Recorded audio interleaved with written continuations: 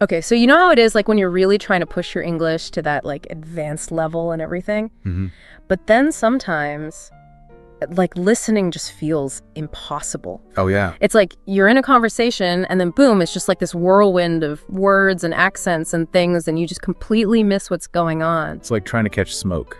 Yeah, exactly, like smoke. And if that sounds familiar, well then you are so in the right place because this deep dive is all about tackling those listening struggles. Absolutely. And we've got this great article that we're going to use as like our roadmap for today. It's called English Common Listening Mistakes and How to Avoid Them. Perfect title. I know, right? So our goal basically is to help you move past just like hearing the words to actually understanding what's being said. Yeah, I love that. Moving beyond just hearing and into actual understanding. Yeah, totally. It's a very important distinction, I think. Yeah. So what I think is so cool about this article is that it's like, it's written specifically for people who are already at like a C1 level in English. Right. So they're like pretty advanced, but they're still struggling with these specific listening problems. Absolutely. And I think it's so important to acknowledge that, right? Like even at an advanced level, these challenges still exist. For sure. So it's not like you reach this magical point where suddenly you understand everything. Yeah, it would be nice. Yeah, it would be great, but it's a process. Right. And I think what's great about this article is that it really breaks down those challenges and offers really practical solutions. Yeah, it's almost like a cheat sheet. Okay, like here's the shortcut to better listening. I love it. Okay, so here's the plan for our deep dive today. Okay. We're going to go through each of the like main listening mistakes that the article talks about. Right. And then, but even more important, we're going to really unpack the solutions that it gives for overcoming them. So we're going for those like light bulb moments where it just like clicks and you're like, I get it now. And then boom, your listening just gets better. Yeah. Okay, so let's jump right in. Let's do it. The first like big obstacle that the article brings up is this thing that I think so many of us do, and I'm definitely guilty of it too. Okay, tell me. It's that we try so hard to understand every single word. Yeah, I feel like that's such a natural instinct. It really is, right? And you know, like when we're learning a language, especially at the beginning, so much of it is about like vocabulary and grammar, and like breaking things down piece by piece. Absolutely. But the thing is, like, real spoken English doesn't really work like that. Right, like textbooks versus reality. Totally. Native speakers, they use all these shortcuts, right? Like contractions and slang, and like sometimes they don't even finish their sentences. Absolutely. And it can be really frustrating if you're trying to catch every single word. Yeah. Because it's just not realistic. It's exhausting. Right, it's exhausting, and it can actually hinder your understanding. It's true, because you get so stuck on like trying to figure out that one word. Yes. That you miss the whole point of like the sentence or even the whole conversation. The big picture is lost. Completely. So what's the solution? What do we do instead of like hyper focusing on every single word? Well, the article suggests that we need to shift our focus to understanding the overall meaning, like getting the gist. The gist. Okay, I like that. Yeah. And if you think about it, it's kind of like when you read. Okay. You don't like sound out every single letter to understand a sentence, right? Right. You're looking at patterns, you're deducing meaning, and listening is really similar. So it's more about like recognizing the patterns than getting every little detail. Exactly. And using context to help you fill in the gaps. Context. Okay, so like what are the words around that word telling me? What's the topic of the conversation? What's the speaker's tone of voice? Yeah, all of those things. Okay, those are good clues. So the article gives us some really good advice on like how to actually practice this. Right. It says that we should listen to a bunch of different kinds of audio, like TED Talks, podcasts, news broadcasts. Yeah, expose yourself to different voices, different topics. So like variety is key. Exactly. The more you listen, the more you train your brain to adapt. Okay, and this is a really cool tip. Yeah, ready. The article says to use transcripts as a learning tool. Oh, that's a good one. So like when you listen to something, especially if it's like a little bit challenging, right, go back and look at the transcript and see like, okay, what words did I miss? Right. But then more importantly, did I still get the main idea even though I missed those words? Yeah. Did you understand the essence of the message? Yeah, exactly. I love that because it builds confidence too, right? Totally. Because you realize, okay, even though I didn't catch every single word, I still understood. I can still do it. I can still do it. Perfect. Okay, so key takeaway number 1. Don't focus on every single word. Got it. Prioritize the overall meaning. Okay. Use context. Yeah. And work with diverse audio materials and transcripts. Awesome. I love it. Okay, number 2, This is a big one for me, and I bet a lot of other people too. Okay, hit me. Connected speech.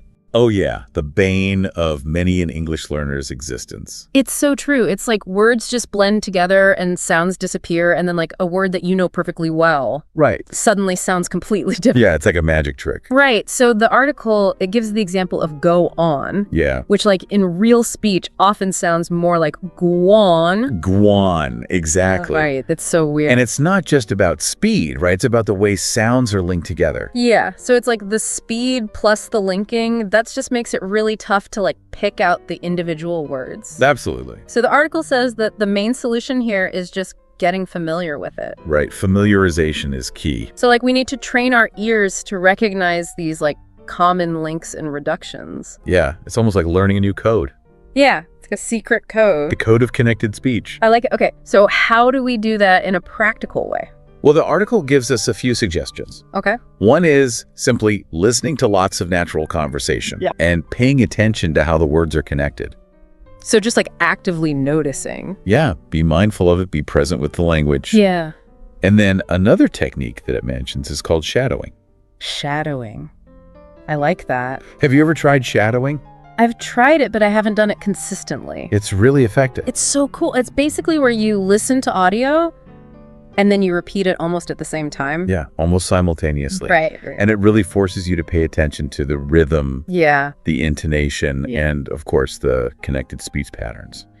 And it's funny because like you said, it's not about being perfect at first. It's about just like getting a feel for the flow. It's about embodying the language. Embodying the language. I love that. Okay, and the article also mentions this really great tip, which is to start with slow speed playback. Oh yeah, that's a classic one. So it's like, you know when you watch a video in slow motion? Yeah. You can see like every little detail. Right, you break it down. So it's the same with audio. You can actually hear the individual sounds blending together. Yeah. And then as you get more comfortable, you can gradually increase the speed back to normal. It's like training wheels for your ears. Exactly. Okay, so key takeaway for connected speech is? Train your ear to recognize how words link together.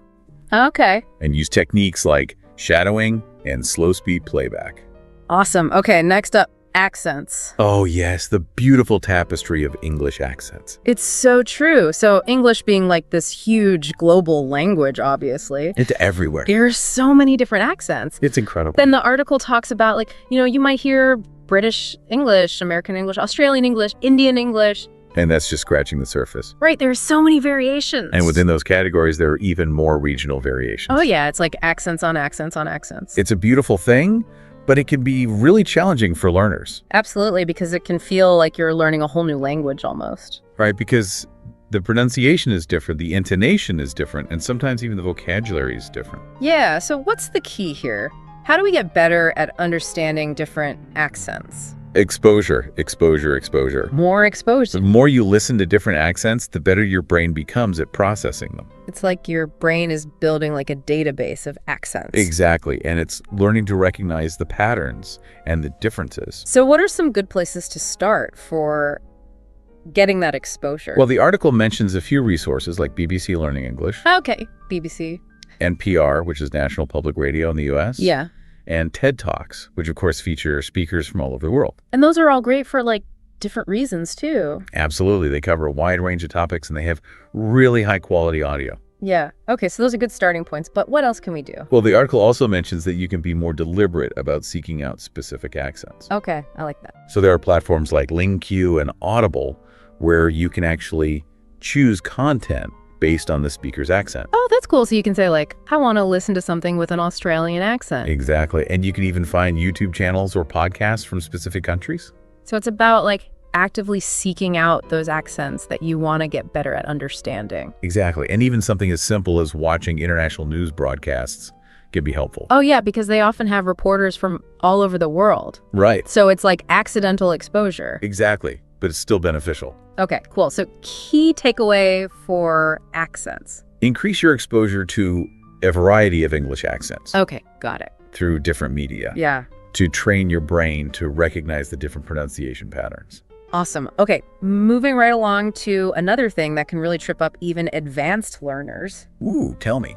Idioms and phrasal verbs. Oh yes, these are the spice of the English language. But they can be so confusing. They can be tricky, especially if you're trying to understand them literally. Yeah, because they often don't mean what the individual words mean. Right. It's all about the figurative meaning. So like the article says, it's really helpful to keep a vocabulary journal. Yeah, write them down, look them up. And write down specifically idioms and phrasal verbs. Absolutely. Okay. And this is important. Context is everything with these. Yes, context is king. The article says that sitcoms and talk shows are really good for this. Oh, yeah, because they're full of idioms and phrasal verbs. Because that's how people actually talk, right? Exactly. It's natural, authentic language. So you can hear them being used in real situations. And you can see the body language. You can hear the tone of voice. Right. So you can kind of figure out the meaning even if you don't know the exact phrase. Exactly. Okay. And the article also recommends using flashcard apps. Oh, yeah, like Anki or Quizlet. Yeah, those are good for just like regular review and practice. Keep them fresh in your mind. Exactly. So it's all about like building up your knowledge of these expressions. That's like expanding your linguistic toolkit. Okay, so key takeaway for idioms and phrasal verbs. Actively learn them. Okay. Through context. Yes. And dedicated study to understand their non-literal meanings in spoken English. Perfect. Okay. Next up, we are talking about implied meanings and sarcasm. Ooh, this is where it gets really interesting. It does, because now we're going beyond just like the words themselves. Right, we're talking about subtext. Subtext. Like the meaning behind the word. Okay, so native speakers, they use a lot of indirect language, irony, and sarcasm. It's part of the culture. Yeah, and if you're always taking things literally, right, at face value, you're going to miss a lot of what's actually being said. You'll be very confused. The article gives the example of someone saying, "Oh, great," in a sarcastic tone of voice. Which actually means the opposite of great. Exactly. So how do we get better at understanding these like subtle cues? Well, the article says it's all about paying attention to the speaker's tone of voice. Tone of voice? Okay. And their facial expressions if you're watching a video. Right. And it also suggests studying common sarcasm patterns. Okay, so like, are there certain phrases or ways of saying things that are often sarcastic? Yeah, exactly. And the more you're exposed to them, the easier it becomes to recognize them. Okay, and the article also recommends practicing with dialogues that use implied meaning. Yeah, like find some examples and really analyze them. So we can see how it works. And maybe even try some role-playing. Oh, role-playing. That's a good idea. Yeah, get into character and experiment with different tones of voice. I like that, so you can see how the same words can have different meanings depending on how you say them. Exactly. Okay, key takeaway for implied meanings and sarcasm. Pay attention to tone of voice. Okay. And context to understand implied meanings and sarcasm in spoken English. Got it. And practice recognizing those common patterns. And try some role-playing. Awesome. Okay, this next one I think is something that almost everyone struggles with. Okay, I'm intrigued. Losing focus during long conversations. Oh, yeah, I've been there. You're listening, and then you miss a couple of words, and suddenly your mind is off to the races. You're like, wait, what were they talking about? Totally. And I think it's especially challenging when you're listening in a second language. It's so true, because your brain is working so hard. Yeah, it's processing all this information in a language that's not native to you. So it's easy to get tired and lose focus. Absolutely. So the article suggestions are all about staying actively engaged. Active listening. Active listening. Yeah. One of the tips is to take notes. Oh, yeah. Even if it's just like keywords. Right. Just something to keep your mind anchored to the conversation. Yeah. And another really good one is to mentally summarize as you listen. Summarizing? Okay, so like every few minutes you kind of check in with yourself and think, okay, what have they said so far? Exactly. What's the main point? Okay. What are the key ideas? And that forces you to really process the information. Yeah, instead of just letting it go in one ear and out the other. Right. Be an active participant in the listening process. Yeah. And the article also mentions guided listening exercises. Okay. Where you listen to something and then answer comprehension questions. Oh, yeah, I like those. They give you a specific purpose for listening. Right. You have to pay attention. And it helps you check your understanding. I love that. Okay, and this is interesting. The article even suggests try meditation or mindfulness practices to improve your overall concentration. That's a great connection because mindfulness is all about being present. Right. And focused. And that can definitely help with listening. Okay, so key takeaway for staying focused. Active listening. Okay. Take notes, mentally summarize, and consider mindfulness practices to improve your concentration. Awesome. Okay. Next up, a very specific challenge, but a common one. Okay, I'm listening. Confusing similar-sounding words. Yes, the homophones. Those tricky little words that sound the same. But have completely different meanings. Like the article mentions bear and bear. Two very different things. It's true, and if you mix them up, it can get a little awkward. You might end up with a very strange sentence. Yeah, so how do we avoid these kinds of misunderstandings? Well, the article recommends practicing with minimal pairs exercises. Minimal pairs, what are those? So those are pairs of words that differ by only one sound. Like ship and sheet. Exactly. Okay. And by focusing on those tiny differences, you train your ear to be more discriminating. Okay, so it's about like really fine-tuning your listening. Yeah, you're becoming a phonetic detective. I love that. Okay, the article also suggests using phonetic transcriptions. Yes, those can be very helpful. Which I know can seem a little intimidating at first. Right, that's like a whole other alphabet. Yeah, but it's actually really useful for understanding like the precise pronunciation of words. Absolutely, and there are lots of online resources that can help you with phonetic transcriptions. Okay, and those pronunciation guides that you can find on websites like Forvo. Forvo is great. Are also really helpful. Because you can hear different speakers pronounce the same word. Oh, yeah, so you can hear the subtle differences. Oh. Okay, so key takeaway for similar sounding words. Train your ear to distinguish them. Okay. By using minimal pairs exercises and by studying phonetic transcriptions and pronunciation guides. Perfect. Okay, no, let's get real for a second. Okay, let's do it. Because in the real world, listening rarely happens in like a perfectly quiet environment. No, it's usually chaos. It's true. So the article talks about how we often have to listen to English conversations with background noise. Oh yeah, the dreaded background noise. And it can be so distracting. It can be really tough, especially for learners, because you're already working hard to process the language. Right, and then you add in like all these other sounds. Right, the clatter of dishes, the rumble of traffic, other people talking. It's a lot.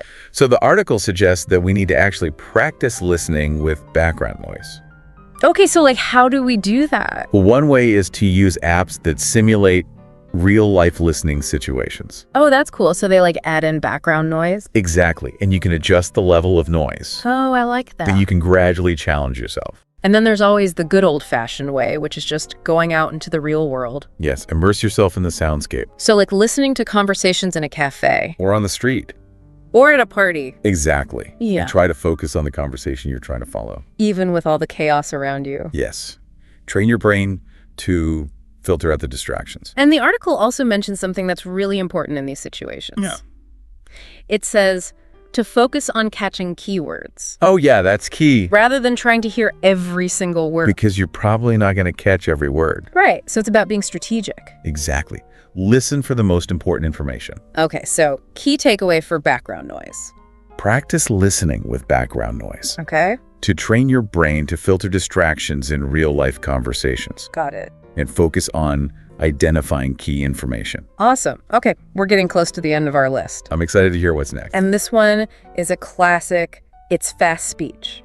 The dreaded fast talker. It's true. It can feel like native speakers are just talking a million miles a minute. And sometimes it feels like they're swallowing half the words. Right, and it's that combination of the connected speech that we talked about earlier, right, plus the natural speed of spoken language. It's like a double whammy. Exactly. So the article says that the best way to deal with this is to start slow. Gradual exposure is key. So like listen to audio that's a little bit slower than normal speed. Right, and then gradually increase the speed as you get more comfortable. So it's about like stretching your brain's ability to process faster speech. Exactly, and there are lots of ways to do this. Okay, give me some examples. One is to watch videos with subtitles at first. Okay. And then as you get better, try watching without subtitles. Oh yeah, that's a good one. And there are also speed listening exercises where you can listen to audio at like 1.25x speed or 1.5x speed. So you're like forcing your brain to keep up. Exactly, and the more you do it, the easier it gets. And the article also mentions something really interesting, which is predictive listening.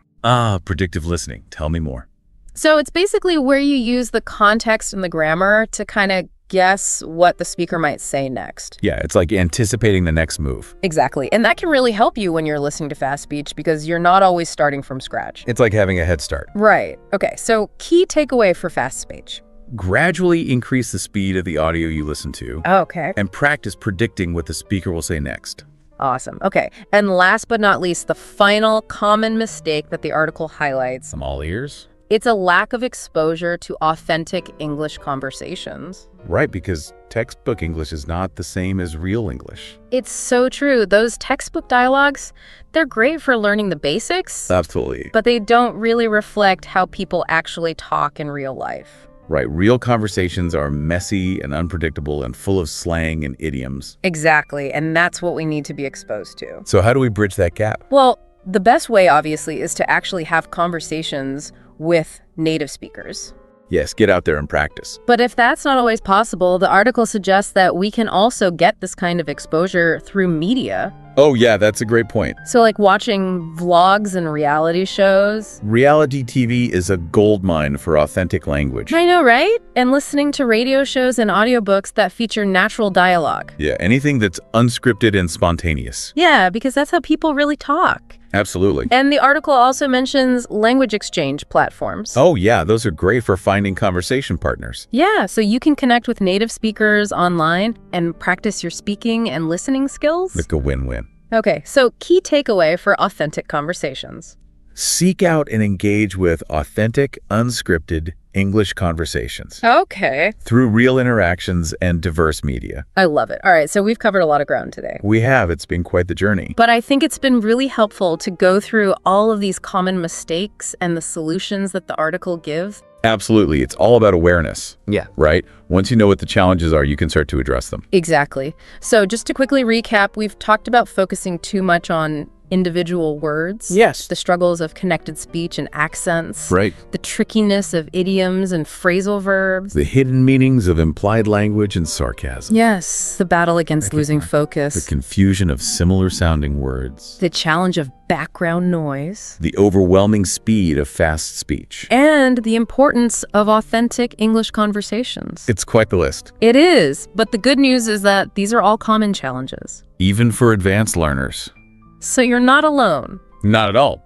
And even more importantly, the article gives us a bunch of practical strategies to deal with them. It's a toolkit for success. I love that. Okay, so as you continue on your English learning journey, remember that improving your listening skills is a process. It takes time and effort. But it's so worth it. Absolutely. So start experimenting with some of the strategies that we talked about today. Yes, find what works for you. Maybe pick one or two that really resonated with you and just focus on those at first. Small steps lead to big progress. Exactly. And even just small, consistent effort can make a huge difference. And don't forget to be patient with yourself. Yes, patience is key. It's a journey, not a race. I love that. Okay, so on that note, here's a final thought for you to think about. Okay. Now that you're aware of these common listening pitfalls, right, and you have some strategies for overcoming them, what specific type of English audio will you choose to listen to today? Ooh. To challenge yourself and put these new insights into practice? That's a great question. I know, right? Yeah. Think about it, and more importantly, take action.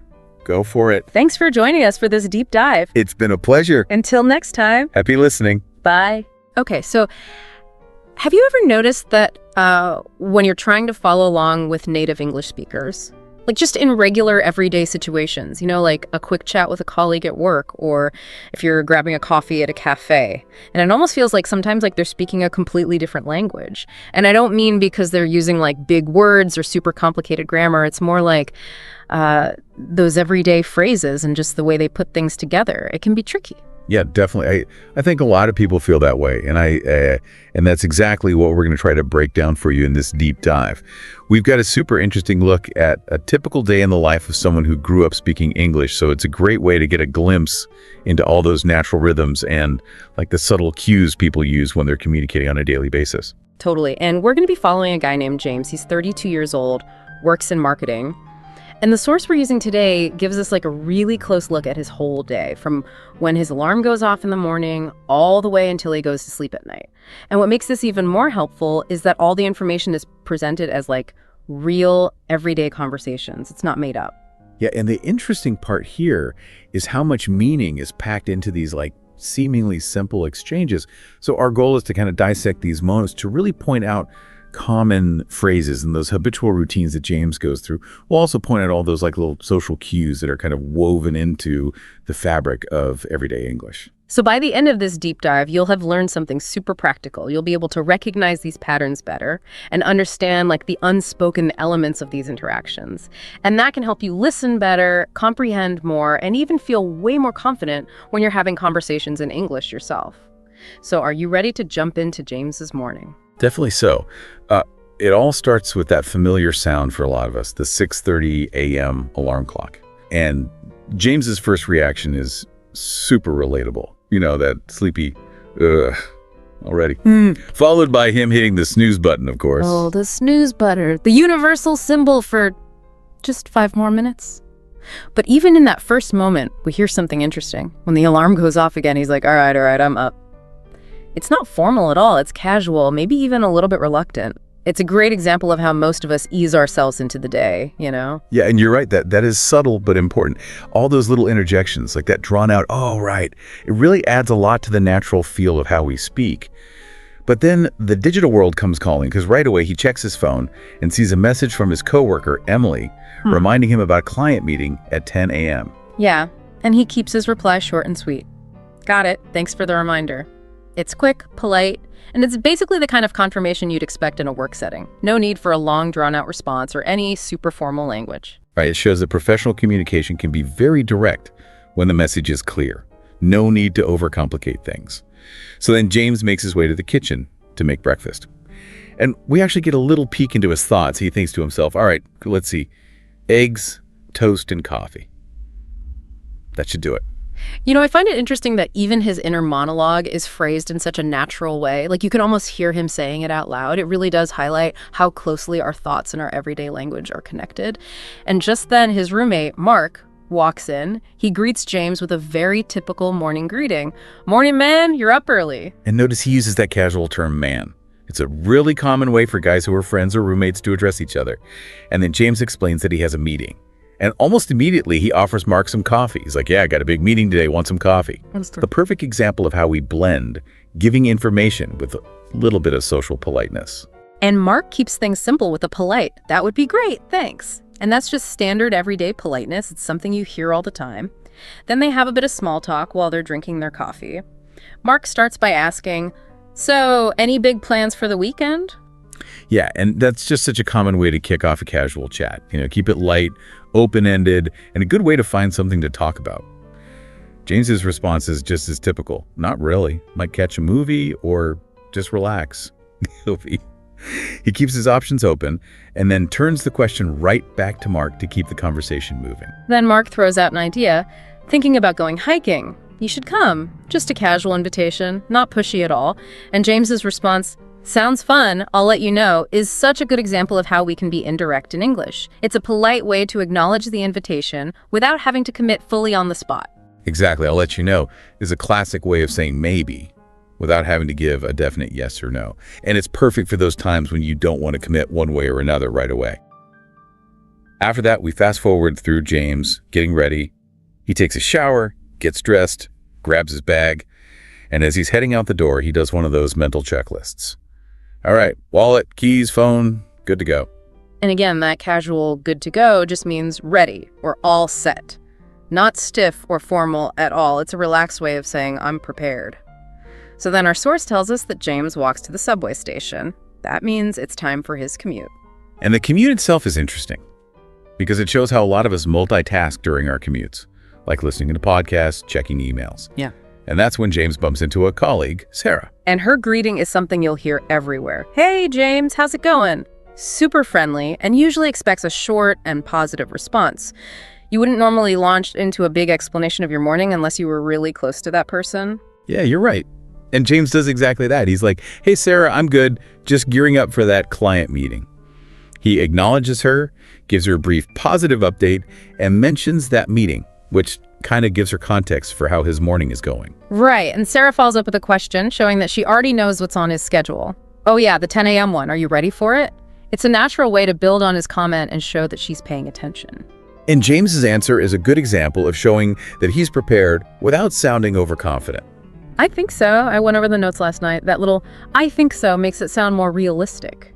because most people aren't absolutely 100% sure about everything. And then Sarah offers some support. Nothing major, but it means a lot. Nice, I'll back you up if you need anything. It really shows how people at work look out for each other and want to help. Definitely.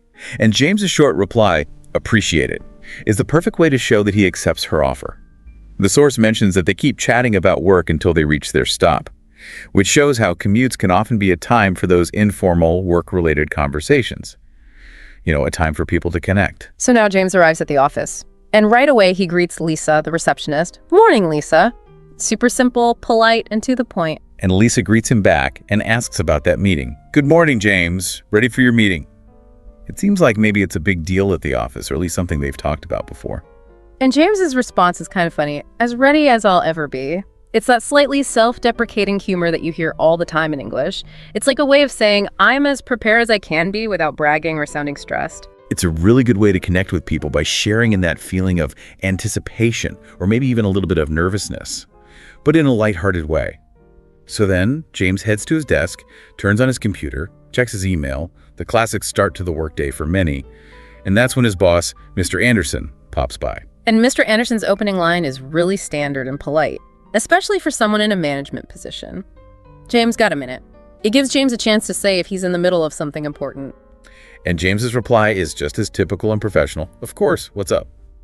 Then Mr. Anderson gives him a heads up about a question the client might ask. Just wanted to remind you that the client might ask about next quarter's projections. Be sure to touch on that. And James's reply is a great example of how to acknowledge new information at work. Got it. Thanks for the heads up. It's clear, to the point, and it shows that he appreciates the reminder. And heads up itself is a super useful informal term for a warning or reminder. You'll hear it a lot. Yeah, definitely. So the source mentions that the meeting at 10 a.m. went well. The client seemed happy. Sounds like all that preparation paid off. Great news for James. Now let's move on to his lunch break. He and Sarah head over to a cafe nearby, and there's a short but important interaction with the cashier. And the cashier's greeting is like something out of a textbook. Hi there, what can I get for you today? It's the standard opening you hear in almost any kind of service setting, and James's order is straightforward and polite. I'll have a turkey sandwich and an iced coffee, please. Notice that he uses I'll have, which is really common for ordering food. And the cashier keeps things moving along, sure. And for you, Sarah's order follows the same polite and clear style. I'll take the Caesar salad and a lemonade. I'll take is another super common way to order things. Once they're sitting at their table, they naturally start talking about that big meeting. Sarah asks, so what did you think of the meeting? It's a normal way to debrief after a shared work experience, exchange of perspectives. And James's answer is positive, but you can tell he's still being a little bit cautious, like earlier. I think it went well. The client seemed happy. That part about the client being happy is really key in James's line of work.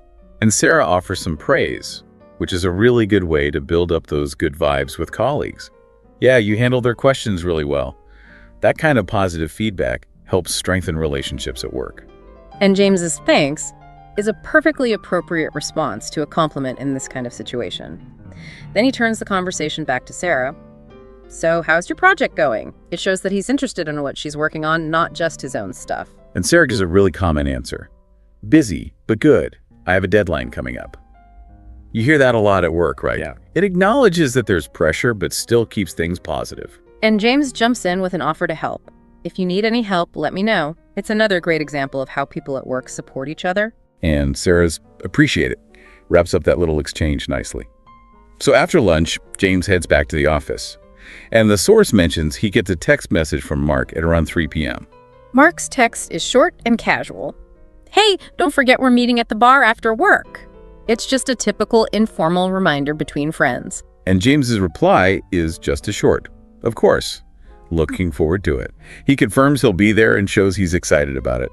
Looking forward to it is a really useful phrase for expressing that you're happy about something in the future. Then the source tells us James finishes up his work and packs his bag. It's the end of the workday, and now we move into the evening. Time to relax and hang out with friends. James meets Mark and some other friends at a bar. Mark greets him enthusiastically. There he is. How was work?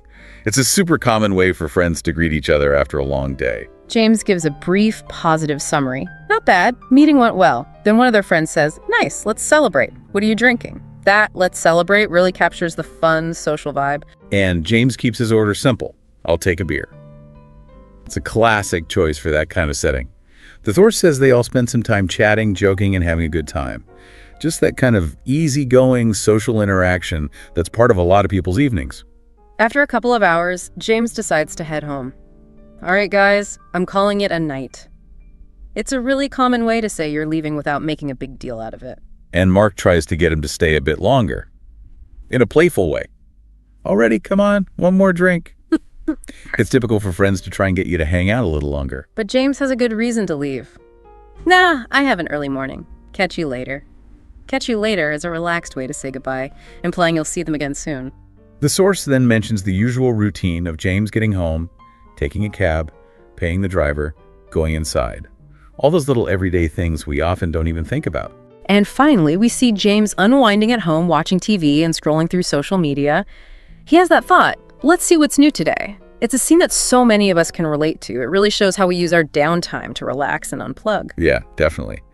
And to wrap things up, he sets his alarm, turns off the lights, and goes to sleep. It brings his day full circle, ending in the same way it started. So as we look back at James's day, what are some key takeaways for our listeners? You know, the people who are trying to improve their understanding of how native speakers communicate in these everyday scenarios. I think the biggest thing is just how much natural, casual language gets used in even the simplest interactions. We've heard so many examples, from greetings and goodbyes to talking with coworkers in a way that's both professional and friendly. And then those social interactions that are full of jokes and subtle cues. Absolutely. From that first sleepy, already, to that relaxed catch you later at the end of the night. These little snippets of conversation aren't just random words. They tell you a lot about the tone, help build relationships, and keep things flowing smoothly. It's the kind of language that you might not always find in textbooks, but it's crucial for understanding and participating in real conversations. Yeah, and if we think about your goals as a listener, following James throughout his day gives you a practical and relatable way to hear all these nuances. You're not just memorizing words from a list, you're seeing how real people use those words in real situations, which is way more effective for boosting your comprehension and your confidence. It's like unlocking the code of everyday English. So as you go about your day, try paying attention to the conversations happening around you. Think about your routines and the types of conversations you have, and ask yourself how you could express those same things in English, maybe even using some of those phrases we heard from James. Here's something to think about. Beyond just the words and grammar, what did you learn about the culture of speaking English in a professional setting from observing James's day? Think about how formal or informal he is with different people, those subtle ways he shows he's being polite, and how he builds and maintains those connections. What was the most interesting thing that stood out to you? And how could you maybe use those observations to improve your communication skills? You know, it's amazing how much we can actually say with just a handful of words, right?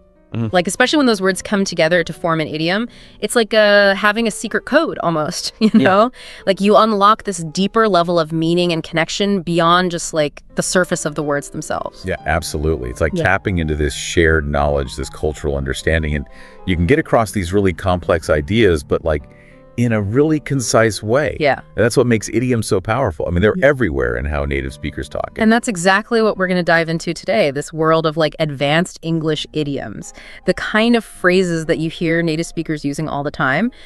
Think of it like you're getting the VIP pass to fluency. Exactly. You got to move past just knowing what the words mean in the dictionary. You got to grasp what they actually imply, you know, the feeling, but cultural context. So in this deep dive, we're going to explore a whole bunch of these advanced idioms. And to make it easier on Jan, we've kind of grouped them into these different categories. And for each one, we'll break down like what it means, why it works, and how it brings, you know, that extra layer of meaning to the conversation. And of course, we'll give you plenty of real life examples. By the end of this, you'll have a really solid grasp of some key advanced idioms, ones that you can start recognizing and maybe even using yourself. All right, so let's get this show on the road. We'll kick things off with idioms that you're likely to bump into just, you know, in everyday situations. The first one we're tackling is bite the bullet.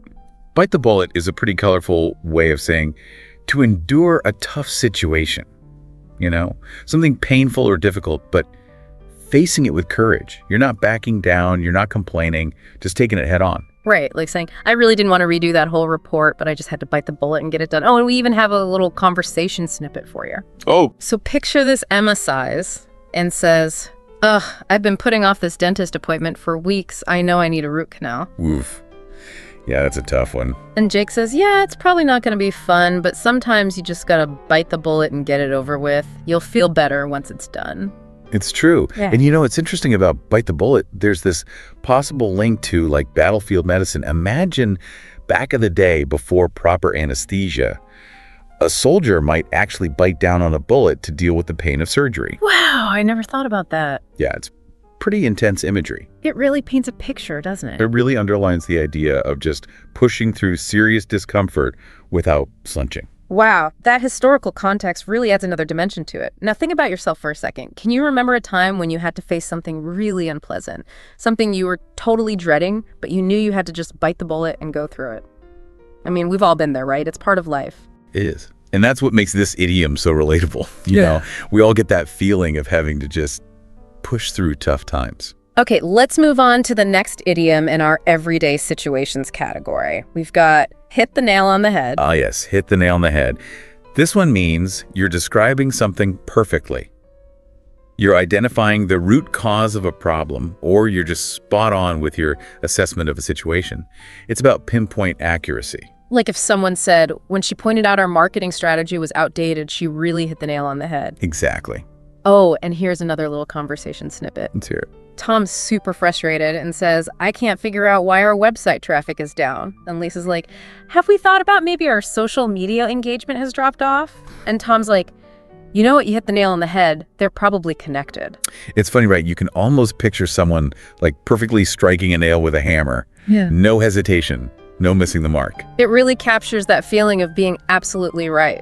It's more than just agreeing, It's like acknowledging that someone has diagnosed the problem perfectly. Has there ever been a time when someone just nailed it when describing a problem you were dealing with? Oh, for sure. And it feels so validating when that happens, like you're finally understood. Totally. It's like they haven't just guessed right.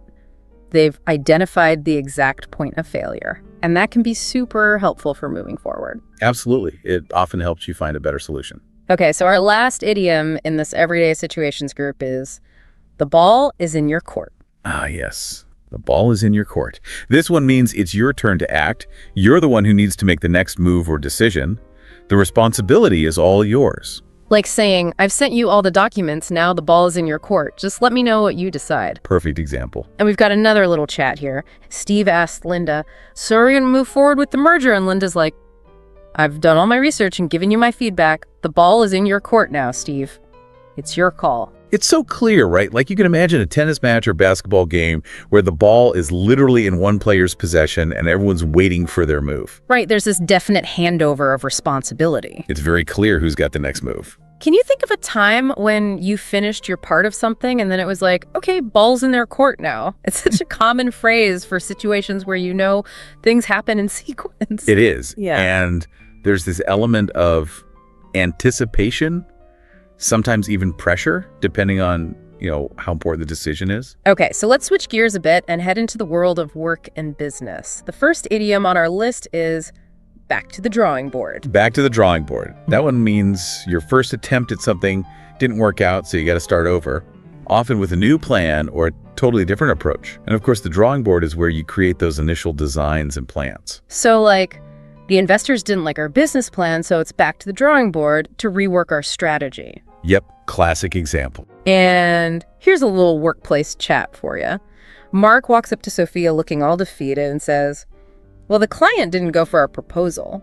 And Sophia's like, okay, that's a bummer, but it just means back to the drawing board. Time to come up with something even better. Let's brainstorm. I love that Sophia's staying positive. She's got the right attitude, right? Really. So the idea of literally going back to where the plans were first made, that really emphasizes the need for a fresh start. It suggests that those first ideas just weren't going to cut it. It's not about just tweaking things. It's about maybe scrapping the whole thing and coming up with something completely new.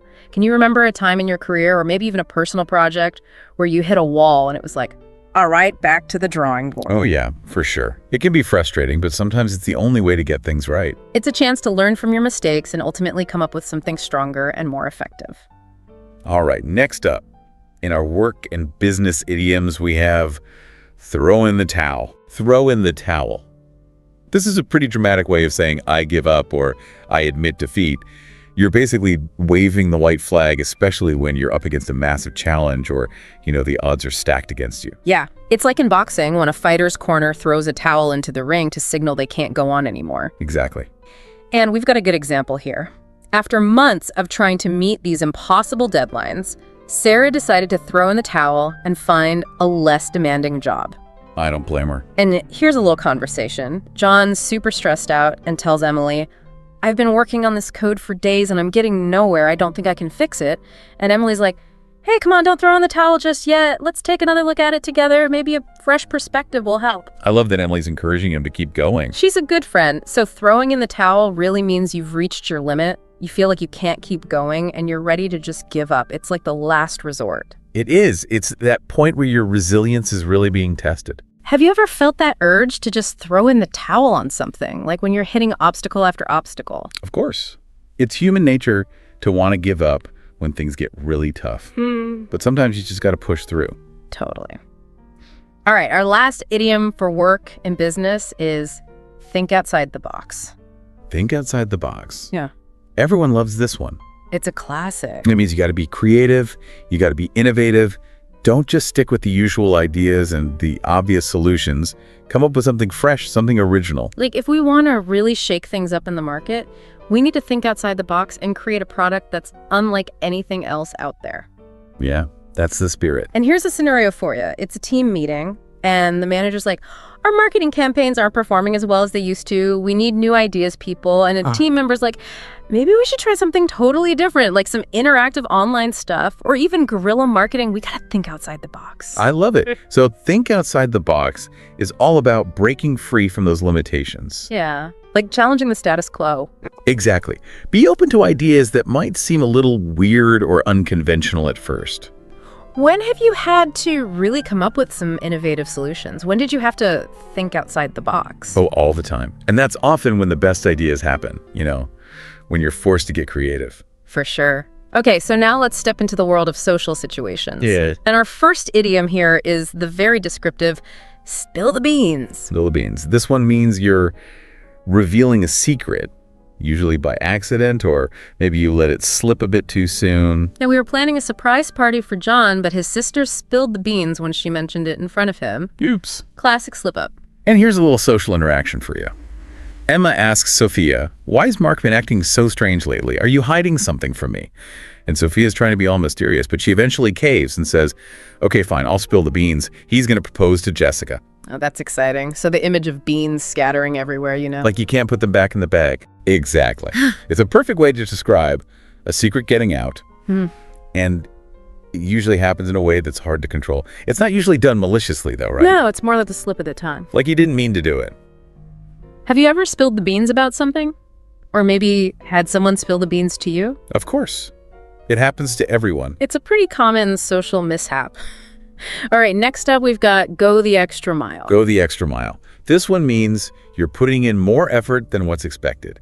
You're going above and beyond to achieve something or to help someone out. Like, our neighbor really went the extra mile when our car broke down. They drove us to work every day. Ah, that's really kind. And in this little conversation, David says to Tom, Lisa stayed late every night this week to make sure the presentation was perfect.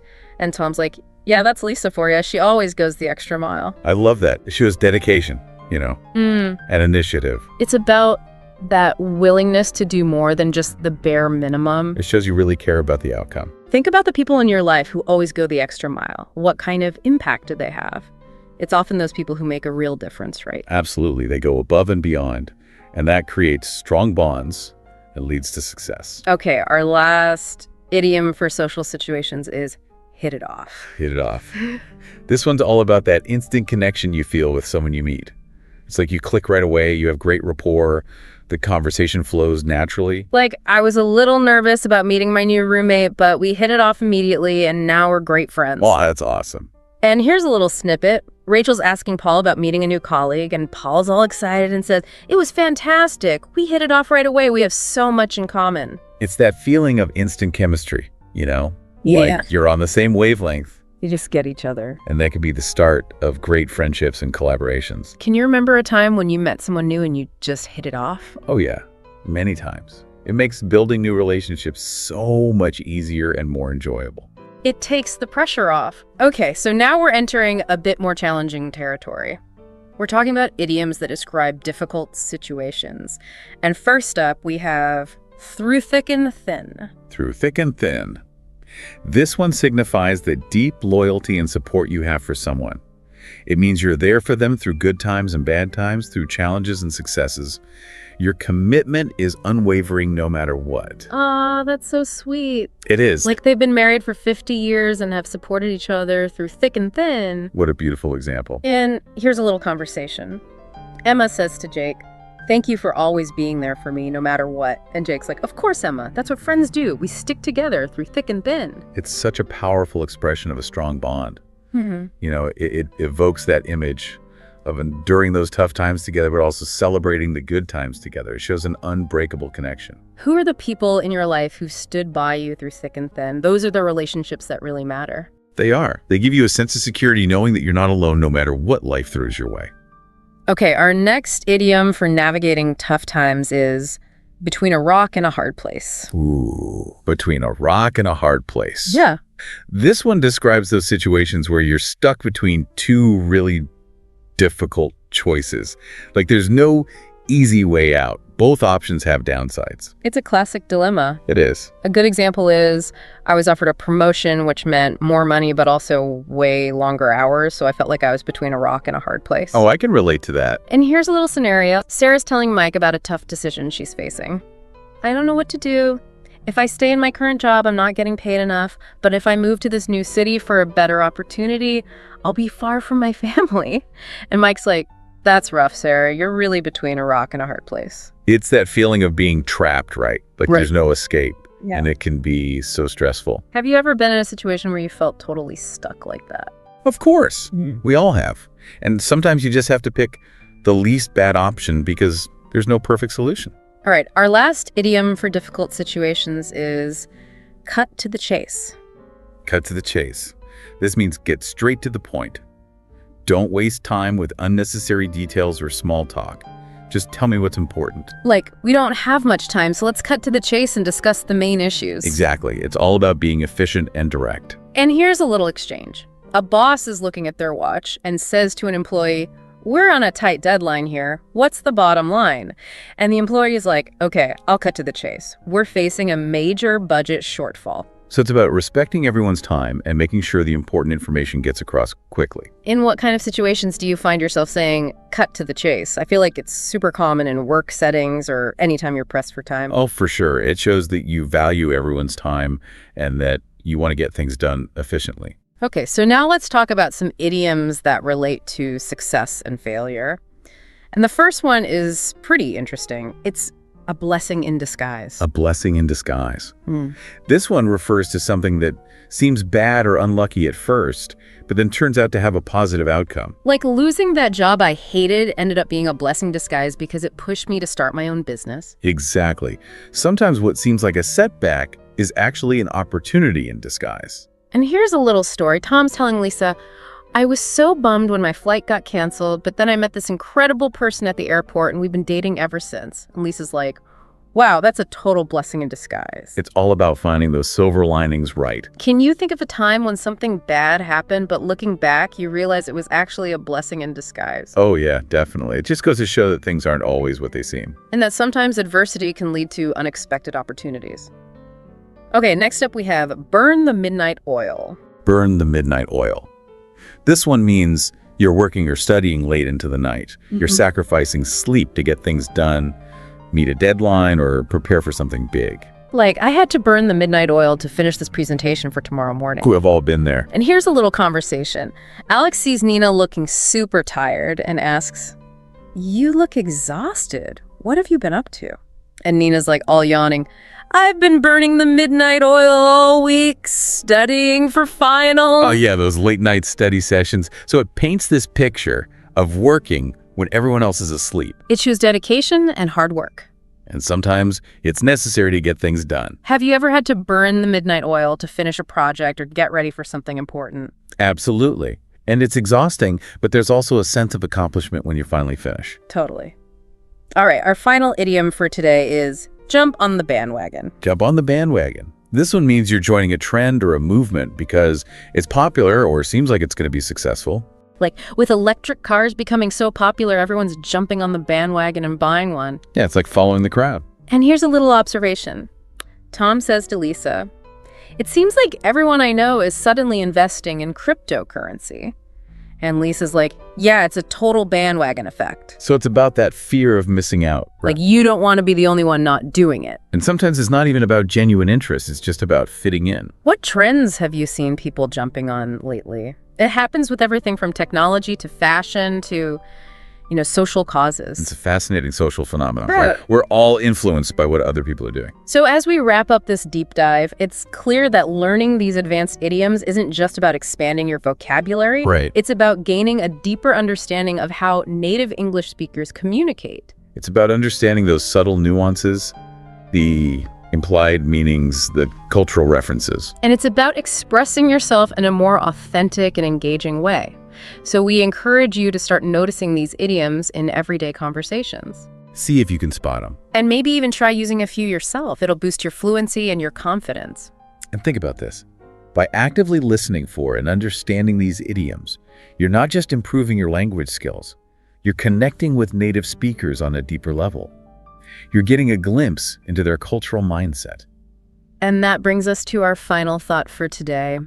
Beyond the idioms we've discussed, what other subtle aspects of language do you think are important for truly understanding and connecting with others? Maybe it's the tone of voice, the use of humor, the shared cultural knowledge. It's something to think about. Language is a powerful tool, and there's always more to learn and explore. Okay, so you're learning English, you've got the grammar down pat, you've got like a vocabulary that's out of this world, you're practically at like C1 level. Yeah. But then you put on a movie and bam! Yeah. You're struggling to keep up with what they're saying. Yeah, it can be tricky, right? It is. It is. And forget those textbooks for a sec, because today we are diving into something way more fun. Oh, yeah. This is going to be good. We're talking movies and TV shows and how they could be like secret weapons for not just like boosting your English listening skills, but like really getting those little cultural things you only pick up from real life conversations. And by the end of this deep dive, we want you guys to be able to turn on your favorite show and learn without even like realizing you're studying. Yeah. Exactly. No more feeling like it's homework, just pure enjoyment and learning happening naturally at the same time. We've actually been digging deep into this awesome guide all about using movies and TV to supercharge your listening comprehension. What's so cool about it is that it focuses on using like authentic stuff, like real conversations and how people actually talk, not that simplified stuff you get in some textbooks. Totally. Okay, so let's get down to business. Our source is basically saying that watching just any movie or show isn't going to magically make you a listening pro. So what should we be focusing on then? Well, they suggest checking out certain types of shows where the English is usually pretty clear and, easy to follow. Like sitcoms, for example. Sitcoms. Everyone loves a good sitcom. Right. Friends, How I Got Your Mother, The Big Bang Theory, all those classics. They use everyday language, and a lot of the humor depends on you picking up on the little things people say. Plus, since they usually stick to familiar situations, it kind of helps your brain get ready for what they're going to say. It's true. You start to pick up on those patterns and little nuances, so it's not just about the laughs. It's actually pretty educational. Exactly. Then there are drama series, which are great too, like Breaking Bad or The Crown. The dialogue is a bit more structured there. Plus, the story keeps you hooked even if you miss a word or two. Okay, so sitcoms, dramas, anything else? News programs or documentaries are fantastic for learning too. Think like Planet Earth or The Social Dilemma. The people talking usually speak pretty clearly and at a good pace. It's a great way to start training your ear for different accents and tones. But here's the big thing, and this is something the guide really stresses. It's got to be something you actually enjoy watching. Makes sense. If you're bored out of your mind, your brain's not going to absorb anything. Exactly. So think about what genres really grab you, what stories you just can't get enough of. Right. I think this is a good point to bring up another suggestion from our source, starting with stories you already know. Like maybe it's a book you've read or a movie you've seen before. That way you don't have to work so hard to understand the plot and can just relax and focus on the English being spoken. It's all about reducing that mental overload so you can really tune in to the language. And speaking of tuning in, our guide emphasizes how crucial subtitles are, at least in the beginning. Ideally, you'd have access to both English subtitles and subtitles in your native language. Subtitles, yeah, they're super helpful. But you can't just rely on them forever, can you? Yeah. How do we use them in a smart way so we actually get better at listening in the long run? You're right. Subtitles are a tool, not a crutch. So how do we use them wisely? The guide recommends starting with English subtitles. This way, you're reading and hearing the words at the same time, and that helps your brain link the spoken word with the written word. Makes it easier to recognize words and phrases later on. So it's like training your brain to actually hear those words, not just see them. Exactly. But don't get too comfortable with them. The next step is to ditch those subtitles gradually. This pushes your brain to really depend on what you hear, not just what you read. I can see how that would work. But what about those moments where you're completely lost? The guide suggests only using subtitles in your native language if it's something really complex that you just can't understand otherwise. But try to resist the temptation to use them all the time. Remember, the goal is to get your ears used to the English itself. So English subtitles first, then slowly wean yourself off and use native language subtitles only in emergencies. Got it. You got it. Now let me tell you about this super cool technique. It's called the two-pass method. Two-pass. Sounds intriguing. So basically, you watch a scene or a whole episode with English subtitles first. This is like your first pass. The goal here is to get the main idea, like what's happening in the story and all that. Okay, first pass, understand the story. What's the second pass? Second pass, you watch that same part again, but this time, no subtitles. Oh, I see where this is going. Since you already know what's going on, you can focus all your energy on listening to the English itself. It really reinforces what you've learned. Smart. It's like giving your brain a second chance to really soak up those sounds. So we talked about picking the right shows and how to use subtitles like a pro. What are some other things we can do while we're watching to actively improve our listening? The key here is to become an active listener. Don't just sit there and passively watch. Engage with what you're hearing. One of the best ways to do this is by taking notes. Ah, good old note-taking. Yep. When you hear a new word or phrase, jot it down along with its meaning in that context. It's like creating your own personalized vocabulary list. And then, try to use those new words in your own conversations or writing later on. It'll stick in your brain much better that way. That's such a simple but effective tip. It turns watching TV into a vocabulary building session.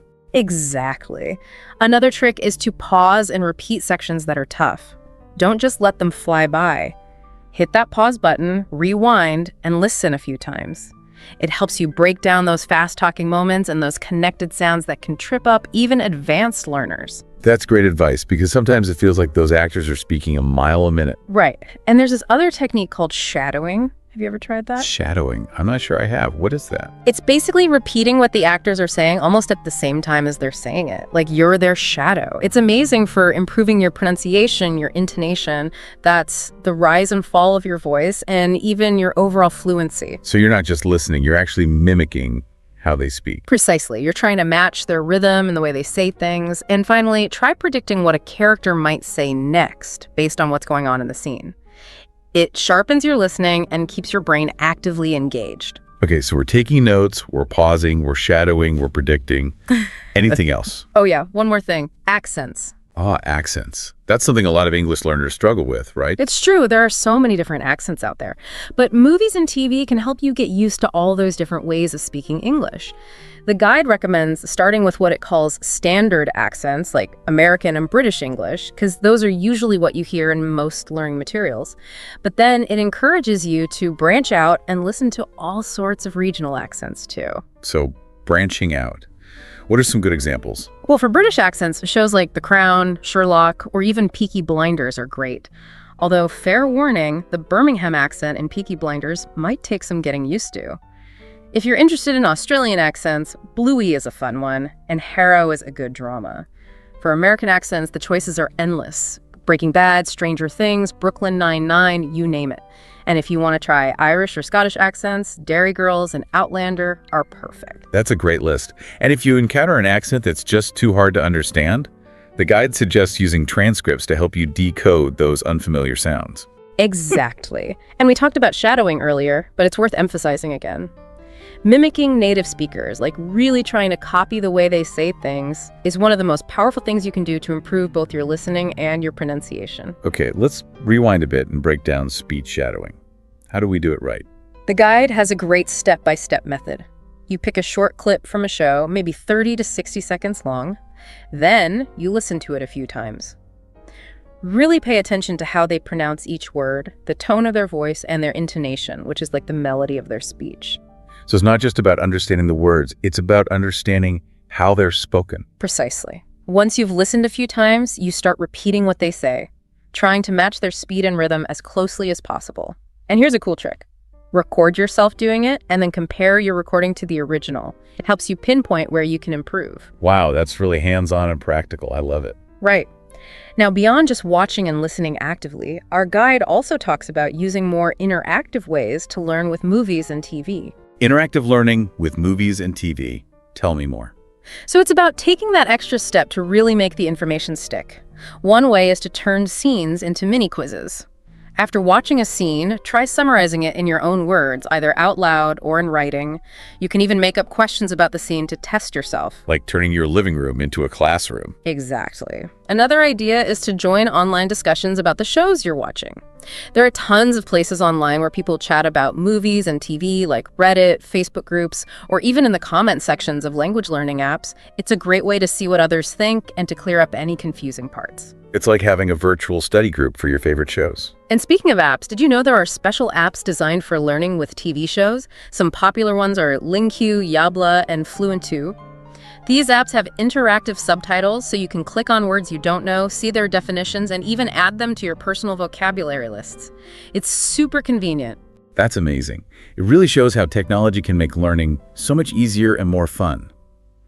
But even with all these cool strategies, consistency is key. Yeah, you're absolutely right. The guide stresses that consistency is super important. They suggest aiming for at least 20 to 30 minutes of English TV or movies every single day. That seems manageable. It is. And another tip is to stick with a particular series for a while. As you get to know the characters and their way of talking, it becomes so much easier to understand them. So getting familiar with their speech patterns is key. Exactly. And don't be afraid to rewatch your favorite episodes or even entire series. You'll be surprised how much you pick up the second or third time around. Rewatching. That's a great excuse to indulge my favorite shows. And as you get more confident, the guide suggests gradually leveling up the difficulty. You don't want to stay in your comfort zone forever. So where do we go after those beginner-friendly sitcoms? Well, they suggest trying movies with fast dialogue, like The Social Network or Suits. You could also try historical dramas or fantasy shows like Game of Thrones or The Witcher, which usually have more complex language. And eventually, you could even try watching news and talk shows like BBC News or The Daily Show. They use more formal language and discuss current events. So it's all about pushing ourselves little by little to understand more and more challenging stuff. Exactly. Okay, so let's do a quick recap. We learned that we should be picky about what we watch, choosing shows with clear dialogue that we're genuinely interested in and that have subtitles. We also talked about using those subtitles strategically, starting with English ones, slowly weaning ourselves off, and only resorting to native language subtitles in extreme cases. And let's not forget the two-pass method. Right. Watching once with subtitles to understand the story, and then again without them to focus on the language. And remember, active listening is key. That means taking notes, pausing and repeating difficult parts, practicing shadowing, and trying to predict what will be said next. We also talked about embracing all the different accents out there and how movies and TV can help us get used to them. And if an accent is just too tough, transcripts can be a lifesaver. Oh, and that cool technique of mimicking native speakers. Speech shadowing. Don't underestimate its power. So true. And lastly, let's not forget to make our viewing more interactive. We can do that by turning scenes into mini quizzes, joining online discussions, or even using special language learning apps.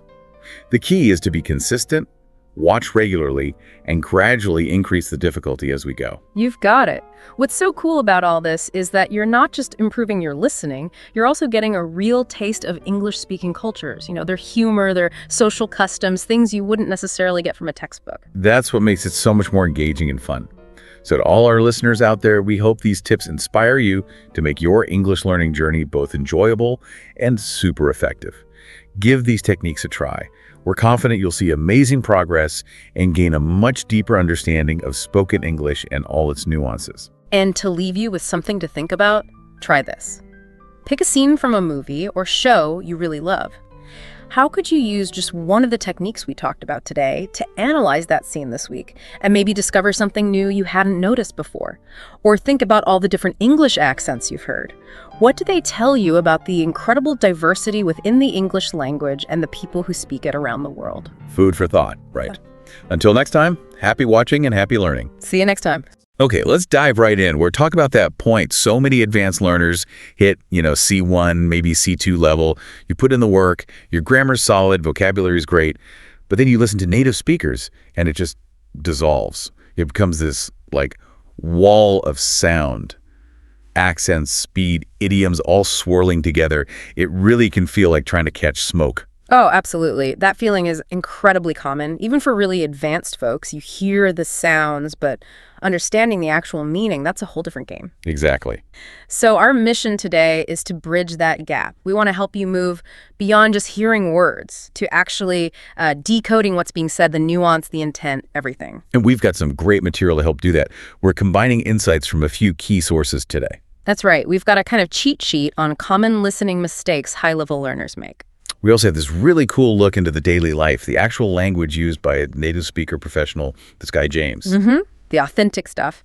And finally, a breakdown of some advanced English idioms that often trip people up. So the goal here is practical solutions, those aha moments you need to really unlock real-world spoken English. Let's get straight into it. No messing around. Okay, segment 1, those core listening mistakes. The first one. I think this catches everyone out, trying way too hard to understand every single word. Yeah, it's almost counterintuitive, isn't it? You think focusing harder helps, but with native speech? Yeah. It's just not realistic. Why not? Well, think about how people actually talk. We use tons of contractions, right? We sometimes don't even finish sentences. We use slang. We link words together. If you're trying to catch every single syllable, your brain just gets completely overloaded. You miss the big picture. Right. You get stuck on one missed word, and suddenly the whole conversation has moved on without you. So what's the alternative? If not hyper-focusing, then what? The sources all point the same way. Shift your focus. Aim for the overall meaning, the gist of what's being said. Okay, getting the gist. But for C1, C2 learners, that means more than just the basic topic, right? Exactly. It's about understanding the intent. Is the speaker making a joke? Are they being sarcastic, formal, informal? You need to use the context, the tone of voice, the situation to fill in those blanks where you might miss a specific word. So it's less about what words, more about why they're being said that way. Precisely. And a good way to practice this. Listen to things like TED Talks or maybe news clips. Then check the transcript. Did you get the main point, the speaker's intention, even if you missed some vocabulary? That makes sense. Okay, mistake number 2, and this one is a killer. Connected speech. Yes. This is where perfectly familiar words sound totally alien because they just smush together. Yeah, it's like linguistic camouflage. You learn going to, but you hear gonna, or want to becomes wanna. The sounds literally change based on what's around them. It's not just about speed, it's about how sounds link, drop, or transform. Think about go on. In fast speech, it can sound almost like one syllable, guan. Right. If you only learned going on separately, you'd never recognize guan. So the key is training your ears specifically for these connections. How do you do that effectively? Familiarization, really. And the best technique mentioned is shadowing.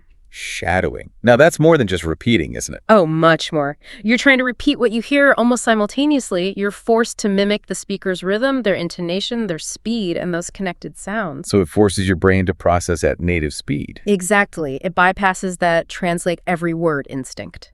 And if the speed is too much at first... Use the slow down feature. Yeah, like training wheels for your ears. Play it at 0.75x speed. You can actually hear the links more clearly. Then gradually increase it back to normal as you get comfortable. Good tip. Okay, the final big hurdle in this section. Accents. English isn't one language. It's dozens, maybe hundreds, phonetically speaking. British, American, Australian, Indian, Scottish. It can feel overwhelming for sure. The problem here is often just lack of exposure. Your brain builds this kind of accent database. No. If your database only has, say, standard American TV English, the moment you hear a strong Geordie accent or a Singaporean accent, your brain goes, whoa, what's this? And struggles to process. So the solution is more exposure. Exposure, exposure, exposure, but deliberate exposure. Don't just passively listen. Actively seek out different accents. The sources mention places like BBC Learning English, NPR, TED Talks, but also platforms like LingQ or maybe audiobooks on Audible. How does something like LingQ help specifically with accents? Well, dedicated language platforms often let you filter content by the speaker's origin. So you can say, okay, this week I'm focusing on Australian English, or I need to get better at understanding Indian English. So you're intentionally targeting gaps in your accent database. Exactly. You're actively training your ear, not just hoping you'll stumble across variety. That makes a lot of sense. Okay, so we've got strategies for the core listening mechanics. Now let's shift gears and look at language in its natural environment. Right. Segment 2. We're diving into authentic English, social cues, the whole package, using this great example. A day in the life of James, a marketing professional. Because textbooks teach you the structure, but they don't teach you the vibe, right? The subtle stuff. Precisely. They don't teach you how people actually talk when they're tired or stressed or just being casual. Let's start at the beginning. James's alarm goes off at 6:30. He hits snooze. His first words are sleepy, all right, I'm up. What's the takeaway there? It's pure natural communication. The repetition, all right, signals reluctance, maybe a bit of annoyance. It's short, clipped, totally informal. You wouldn't say that to your boss, probably. No way. It shows comfort with whoever he's talking to, maybe your roommate. It's not perfect grammar, it's real. Contrast that with his work communication. A colleague texts about a 10 a.m. meeting. James replies, got it, thanks for the reminder. See the shift? Instantly more formal, though still brief. It's efficient, polite, direct, gets the job done, no fluff. That brevity is the professionalism sometimes. Often, yeah. Same with greeting his roommate. Morning, man. Super casual, friendly. What about social interactions? His roommate asks about hiking. James says, sounds fun, I'll let you know. Now that's a classic, isn't it? Oh, yeah. That's prime, polite, non-committal. As a learner, you might hear that and think, great, he's interested. Right. Sounds positive. But very often, I'll let you know is a soft no, or at least a maybe, but probably not. It acknowledges the invite politely without locking you in. Understanding that deflection is key social listening. Okay, and then there's humor. At the office, the receptionist, Lisa, asks if he's ready for the day. He says, as ready as I'll ever be. A little bit of self-deprecation there. It builds rapport. It's like saying, yeah, I'm a bit swamped, just like you probably are, in a lighthearted way. Connects them as humans, not just colleagues. And those essential informal work phrases. His boss gives him a reminder about some projections, and James says, got it, thanks for the heads up. Crucial phrase. A heads up is basically an advance warning or a reminder about something important coming up. You hear that, to pay attention. So understanding James's day isn't just about vocabulary. It's about catching these shifts in tone, register, and the meaning behind simple phrases. Exactly. It's the subtext. And speaking of language with hidden meanings, let's move on to idioms. Yes, the secret code. Idioms pack so much meaning into just a few words. But man, they could be tough for listening comprehension. They really can, because you can't decode them word by word. You have to recognize the whole chunk, often spoken quickly and linked together. Let's look at some examples. First up, bite the bullet. Meaning to face a difficult or unpleasant situation with courage, right? Yeah. The sources mention that historical image soldiers literally biting a lead bullet during surgery without anesthetic makes it memorable. Definitely does. Okay, another common one. Hit the nail on the head. Meaning you've described something perfectly, or your assessment is exactly right. Spot on. And the listening challenge there is hearing it quickly. Like, she really hit the nail on the head with that comment. You need to instantly recognize the pattern. Okay, moving into a work context. Back to the drawing board. This one means your first plan failed, so you have to start over completely, not just tweak it, scrap it, and rethink. Right. And kind of the opposite idea in strategy. Think outside the box. The call for innovation, creativity. Break away from the usual ways of doing things. You hear this all the time in business settings. Definitely. Okay, social idioms. How about spill the beans? To reveal a secret, often by accident, like knocking over a jar of beans. They scatter everywhere. You can't easily put them back. The secret's out. Nice visual.